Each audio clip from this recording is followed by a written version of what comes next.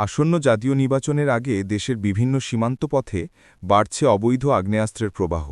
পিস্তল, revolver, rifle সহ আধুনিক অস্ত্র ঢুকছে চোরাচালানকারীদের মাধ্যমে। চট্টগ্রামে প্রকাশ্যে গুলি করে হত্যার মতো ঘটনা বেড়েছে। চলতি বছরের প্রথম ৯ মাসেই গুলিবিদ্ধ হয়েছেন ১৭০ জন, নিহত অর্ধশতাধিক।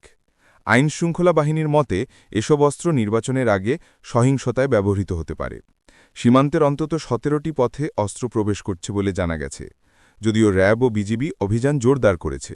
শুধু র্যাবই ৯ মাসে ১৩,০০০-এর বেশি অপরাধী গ্রেফতার ও শতাধিক অস্ত্র উদ্ধার করেছে। তবু পুলিশ সদর দপ্তর বলছে, গত বছরের সহিংসতায় লুট হওয়া ১,৩৫০টি অস্ত্র এখনও উদ্ধার হয়নি। নিরাপত্তা বিশ্লেষকরা সতর্ক করেছেন, জামিনে থাকা শীর্ষ সন্ত্রাসীরা আবারও সক্রিয় হচ্ছে। তরুণদের হাতে নতুন করে অস্ত্র উঠছে।